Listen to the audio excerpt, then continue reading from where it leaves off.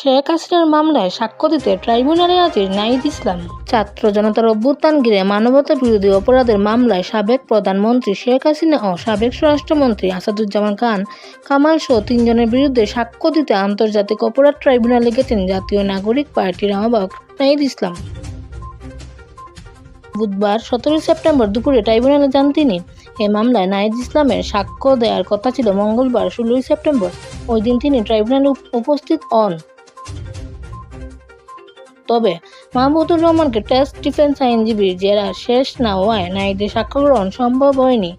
আজ শেখ হাসিনা সহ 3 জনের বিরুদ্ধে দেয়া আমাদের দেশ পত্রিকার সম্পাদক মাহমুদুর রহমানের জবানবন্দির ওপর 2 দিনব্যাপী জেরা শেষ হয়েছে। চিফ প্রসিকিউটর তাজুল ইসলাম জানান, আজই নেওয়া হবে নাহিদ ইসলামের সাক্ষ্য। জানা যায়, জুলাই-আগস্টের হত্যাযজ্ঞ মামলায় সাবেক প্রধানমন্ত্রী শেখ হাসিনা, আসাদুজ্জামান খান কামাল ও চৌধুরী আবদুল্লাহ আল মামুনের বিচার শেষ পর্যায়ে রয়েছে।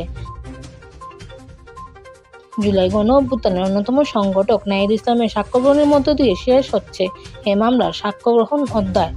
এদিকে আন্তর্জাতিক অপরাধ ট্রাইব্যুনাল 2-এ আশুলিয়ায় 6 লাশ পুড়ানো এবং একজনকে হত্যা মামলার সাবেক এমপি সাইফুল ইসলাম সহ 16 জনের বিরুদ্ধে দ্বিতীয় দিনের সাক্ষ্য গ্রহণ ও জেরা সম্পন্ন হয়েছে।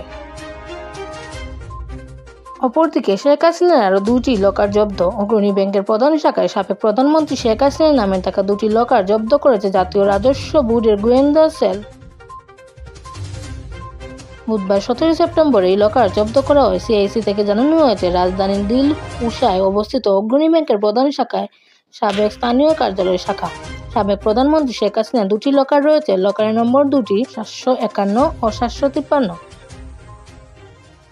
এর আগে 10 সেপ্টেম্বর পূবালী ব্যাংকে থাকা সাবেক প্রধানমন্ত্রী শেখ হাসিনার একটি লকার জব্দ করেছিল এনবিআর।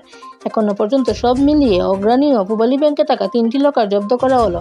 সালমা ইসলাম, দেশ 24 লাইভ, সিলেট।